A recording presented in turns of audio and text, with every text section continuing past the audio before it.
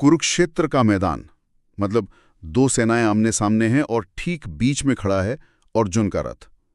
लेकिन अर्जुन के हाथ में जो गांडीव धनुष है वो कांप रहा है, फिसल रहा है, क्योंकि सामने कोई अनजान दुश्मन तो है नहीं। सामने हैं उसके अपने लोग, भीष्म पितामह, गुरु द्रोण, उसके भाई। तो ये सिर्फ एक युद्ध का मैदान नहीं है, ये उसके लिए एक पारिवारिक संकट का केंद्र बन गया है। वो कृष्ण से कहते हैं, मैं ये युद्ध नहीं कर सकता। अपने ही लोगों को मारकर राज करने से तो अच्छा है मैं भिक्षा मांगकर जी लूं। मुझे रास्ता दिखाइए। आज हमारे पास जो स्रोत हैं वो अर्जुन की इसी मानसिक उथल-पुथल और कृष्ण के दिए गए जवाबों पर ही केंद्रित हैं। तो आज हम इसी संवाद की गहराइयों में उतरने वाले हैं। और ये समझना बहुत जरूरी है कि अर्जुन का जो संकट है वो कोई हजारों साल पुराना या अनोखा संकट नहीं है। यह हर उस इंसान का संकट है जो जीवन में कभी ना कभी, मतलब धर्म और भावनाओं के बीच या कर्तव्य और व्यक्तिगत रिश्तों के बीच फंस जाता है। तो कृष्ण का जवाब सिर्फ अर्जुन के लिए नहीं था। ये एक तरह का, आप कह सकती हैं, एक साइकोलॉजिकल फ्रेमवर्क है जो आज भी उतना ही रेलेवेंट है। आज की हमारी चर्चा का मकसद भी यही है, ये देखना कि ये प्राचीन ज्ञान आधुनिक जीवन की उलझनों को सुलझाने में हमारी मदद कैसे कर सकता है। हम सिर्फ क्या कहा गया पर नहीं, बल्कि क्यों कहा गया और इसका आज क्या मतलब है, इस पर ध्यान देंगे। तो चलिए यहीं से शुरू करते हैं। जब अर्जुन पूरी तरह से टूट चुका है, तो कृष्ण उसे कोई सांत्वना नहीं देते या युद्ध से पीछे हटने की सलाह भी नहीं देते। वो सीधे एक बहुत ही गहरे दार्शनिक विचार पर आते हैं, आत्मा की अमरता। वो कहते हैं, जिस प्रकार मनुष्य पुराने वस्त्रों को त्याग कर नए वस्त्र धारण करता है, उसी प्रकार आत्मा पुराने शरीर को त्याग कर नया शरीर धारण करती है। मैं सच कहूं तो अगर कोई इंसान इतने गहरे दुख में हो तो उसे यह फिलोसॉफिकल बात सुनकर कैसा महसूस होगा? कैसे इसका दुख कम हो जाएगा? यस, ये बहुत ही वाजिब सवाल है और यही तो गीता की सबसे फैसिनेट करने वाली बात है। कृष्ण यहाँ सिंपैथी नहीं दे रहे हैं, वो पर्सपेक्टिव दे रहे हैं। वो अर्जुन की समस्या का स्तर ही बदल रही हैं। अर्जुन का दुख शरीर के स्तर पर है, रिश्तों के स्तर पर है। वो सोच रहा है, मैं अपने दादा को कैसे मारूंगा।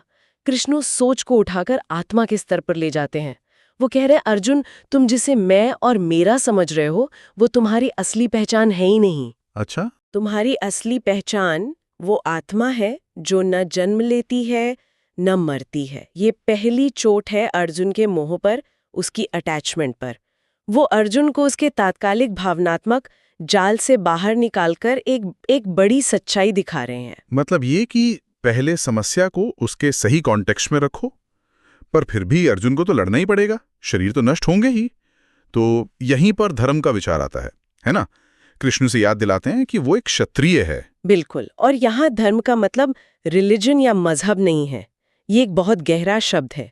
इसका सही मतलब है कर्तव्य या किसी का वास्तविक स्वभाव।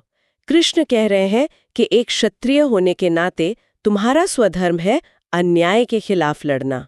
तुम्हारा व्यक्तिगत शोक, तुम्हारा मोह, वो तुम्हारे सामाजिक और कह सकते हैं ब्रह्मांडीय कर्तव्य के आड़े आ रहा है। ये लड़ाई तुम्हारी व्यक्तिगत लड़ाई नहीं है, ये धर्म और अधर्म के बीच की लड़ाई है। अच्छा। अगर तुम अपने व्यक्तिगत मोह की वजह से पीछे हट गए तो तुम अपने स्वधर्म से गिर जाओगे और इतिहास तुम्हें कायर कहेगा। ये एक तरह से उसे उसकी बिगर पर्पस याद दिलाना है। ये दिलचस्प है। तो पहले अपनी असली पहचान यानी आत्मा को समझो, फिर अपने असली कर्तव्य मतलब धर्म को पहचानो। लेकिन इन दोनों के बीच में एक बहुत बड़ी बाधा है और वो है हमारा मन। कृष्ण आत्मा और मन के बीच जो फर्क बताते हैं, उसने मुझे हमेशा सोचने पर मजबूर किया है। हाँ, और यही गीता का मनोवैज्ञानिक कोर है। कृष्ण समझाते हैं कि सुख दुख, मान अपमान, सर्दी गर्मी का अनुभव आत्मा को नहीं होता। ये सब मन के खेल हैं। हमारे स्रोतों में जो रथ का रूपक है वो इसे बेहतरीन तरीके से समझाता है। ये शरीर एक रथ है, आत्मा इस रथ की मालिक है जो पीछे बैठी है, और इंद्रियां, हमारे सेंसेस, इस रथ के घोड़े हैं जो बाहर की दुनिया की तरफ भाग रहे हैं। तो फिर इस रथ का सारथी यानी चैरियटियर कौन है? वो है हमारा मन, और लगाम? लगाम? बुद्धि, बिल्कुल। लगाम है हमारी बुद्धि, हमारा इंटेलेक्ट। कृष्ण कहते हैं कि अर्जुन की समस्या ये है कि उसका सारथी यानी मन पूरी तरह से घबरा गया है और उसने लगाम यानी बुद्धि छोड़ दी है। इसलिए इंद्रियों रूपी घोड़े जहां चाह रहे हैं रथ को भटकाकर ले जा रहे हैं, शोक की तरफ, भय की तरफ, दुविधा की तरफ। जब इंसान जवान होता है तो यही मन कहता है मैं सब कुछ कर सकता हूं, और जब शरीर बूढ़ा होता है तो यही मन रोता है मैं लाचार हूं, मुझे बचाओ। आत्मा तो सिर्फ एक साक्षी है, वो इन सब से परे है। ये तो ऐसा हुआ जैसे मेरी कंप्यूटर में 100 टैब्स खुले हों और हर टैब से अलग अलग आवाज आ रही हो। फोकस करना नामुमकिन है। तो कृष्ण का सुझाव क्या है? इस मन को, इस सारथी को काबू में कैसे लाया जाए? देखिए, कृष्ण मानते हैं कि ये मुश्किल है। वो खुद कहते हैं, हे अर्जुन, चंचल मन को वश में करना वायु को रोकने जितना ही कठिन है। लेकिन वो तुरंत इसका समाधान भी देते हैं, अभ्यास और वैराग्य। अभ्यास मतलब कांस्टेंट प्रैक्टिस, जैसे ध्यान के माध्यम से मन को एक जगह टिकाने की कोशिश करना। और वैराग्य मतलब डिटैचमेंट, यानी ये समझना कि बाहरी दुनिया की चीजें तुम्हें स्थायी खुशी नहीं दे सकती। धीरे धीरे अभ्यास से बुद्धि रूपी लगाम मजबूत होती है और मन रूपी सारथी तुम्हारे नियंत्रण में आ जाता है। और फिर? जिसने मन को जीत लिया उसके लिए मन सबसे अच्छा दोस्त है, और जो मन से हार गया उसके लिए मन से बड़ा कोई दुश्मन नहीं। ठीक है, तो अगर पहला कदम अपने मन को साधना है, तो इसका बाहरी दुनिया में हमारे काम पर, हमारे एक्शन पर क्या असर पड़ता है? यहीं पर गीता का वो सबसे मशहूर उपदेश आता है जिसके बारे में सबने सुना है, कर्म का सिद्धांत। कर्म करो, फल की चिंता मत करो। लेकिन ये सुनने में जितना आसान लगता है, करने में उतना ही मुश्किल है। अगर मैं किसी प्रमोशन के लिए दिन रात मेहनत कर रहा हूं, तो मैं उसके नतीजे की चिंता कैसे ना करूं? ये तो इंसान के स्वभाव के खिलाफ लगता है। आपने बिल्कुल सही नस पकड़ी है। वाह। और यहीं पर सबसे बड़ी गलतफहमी होती है। कृष्ण इनडिफरेंस या लापरवाही की बात नहीं कर रहे हैं। वो ये नहीं कह रहे हैं कि तुम्हें अपने लक्ष्य की परवाह नहीं करनी चाहिए।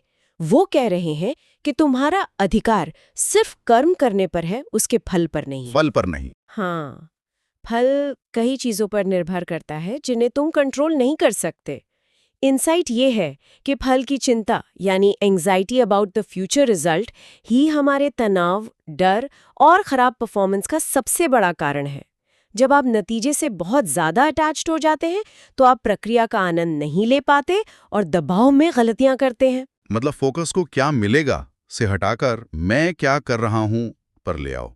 अगर मेरा काम बेहतरीन है तो नतीजे भी बेहतर होने की संभावना बढ़ जाएगी, और अगर नहीं भी हुए तो मुझे इस बात का संतोष रहेगा कि मैंने अपना 100% दिया। एग्जैक्टली। ये साइकोलॉजिकल फ्रीडम का मंत्र है। आप अपने काम को एक पूजा बना लेते हैं, एक भेंट। नतीजे के अहंकार या निराशा दोनों से मुक्त हो जाते हैं। इसी से जुड़ा एक और शक्तिशाली विचार हमारे स्रोत में है, जो हुआ वो अच्छा हुआ, जो हो रहा है वो भी अच्छा हो रहा है, जो होगा वो भी अच्छा ही होगा। हाँ, अब जहां भी लोग सवाल उठा सकते हैं, मैं यही पूछने वाला था। किसी के साथ कोई भयानक त्रासदी हो जाए, कोई अन्याय हो, तो उसे अच्छा कैसे कहा जा सकता है? ये तो बहुत कठोर और असंवेदनशील लगता है। सही। इस पंक्ति का शाब्दिक अर्थ नहीं लेना चाहिए। इसका गहरा मतलब है एक्सेप्टेंस या स्वीकार्यता। ये अतीत के बोझ से मुक्त होने का तरीका है। इसका मतलब ये नहीं है कि अन्याय को स्वीकार कर लो। इसका मतलब है कि जो घटनाएं हो चुकी हैं और तुम्हारे नियंत्रण से बाहर हैं, उन्हें लेकर रोने और पछताने में अपनी ऊर्जा बर्बाद मत करो।